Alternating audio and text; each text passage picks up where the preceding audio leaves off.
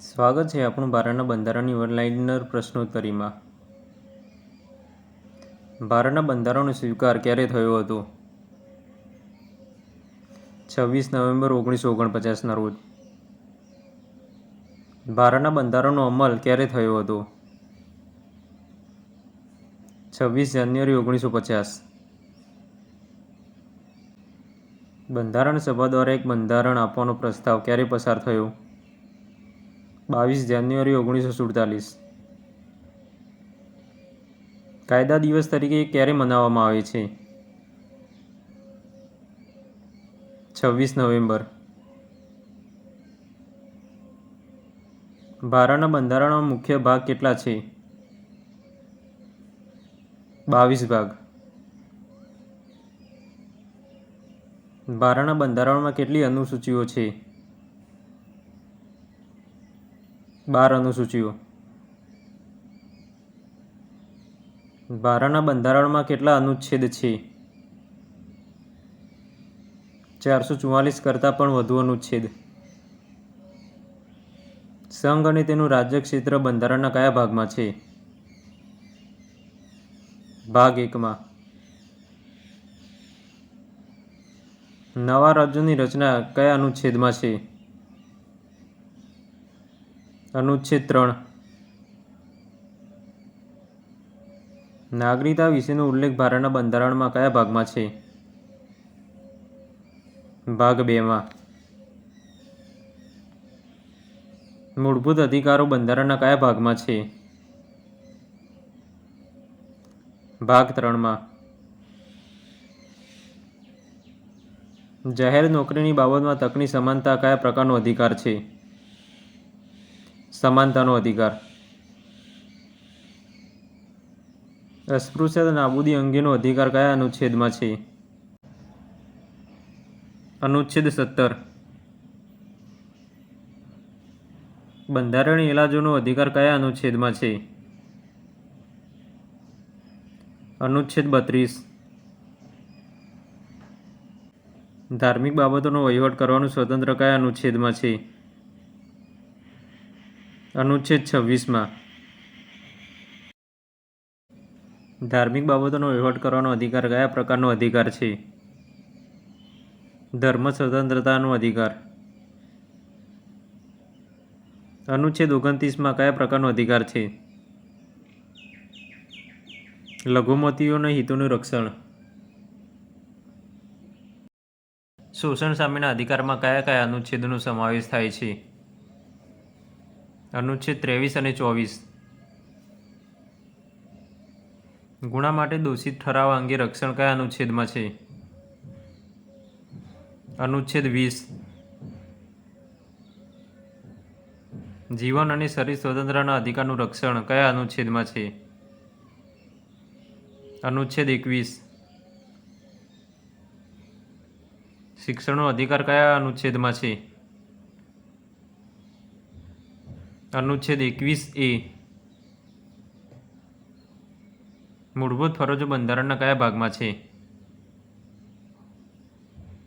ભાગ 4Aમાં. મૂળભૂત ફરજો કયા અનુચ્છેદમાં છે?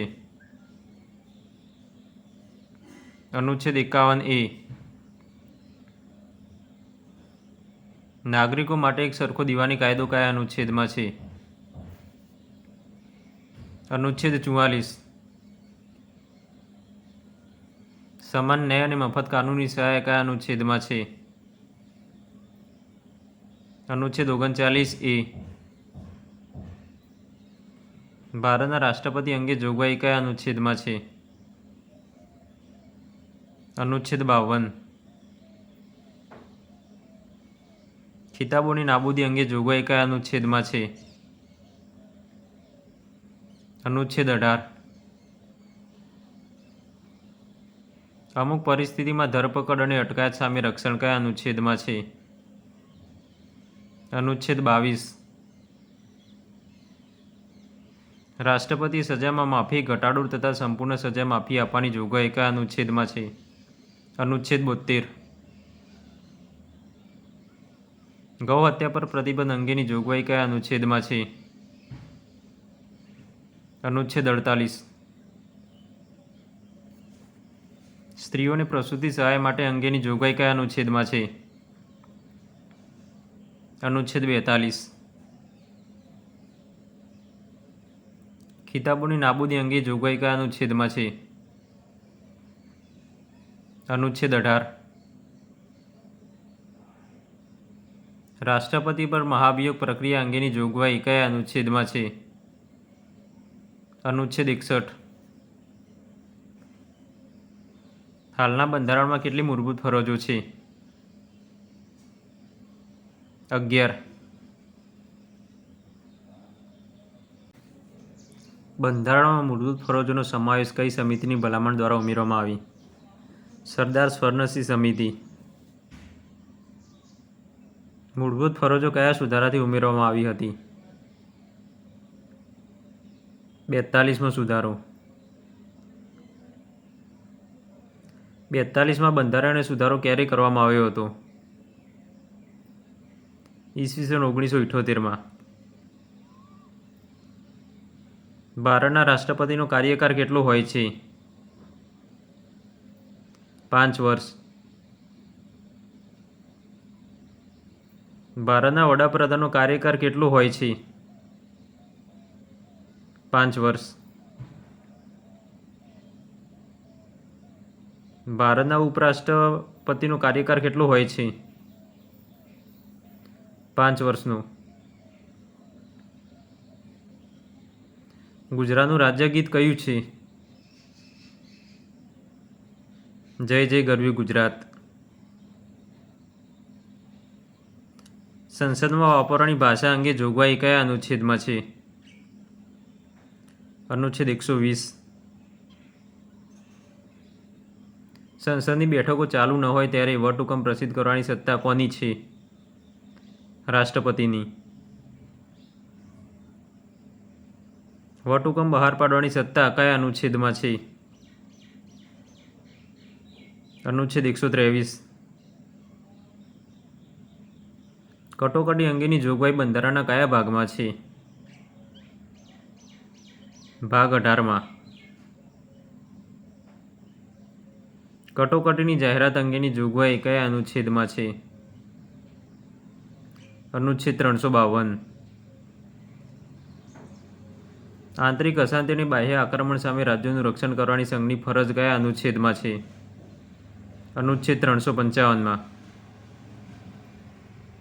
રાજ્યનું બંધારણીય તંત્ર નિષ્ફળ જાય તો તે અંગેની જોગવાઈ કયા અનુચ્છેદમાં છે? અનુચ્છેદ 356. નાણાકીય કટોકટી અંગેની જોગવાઈ કયા અનુચ્છેદમાં છે?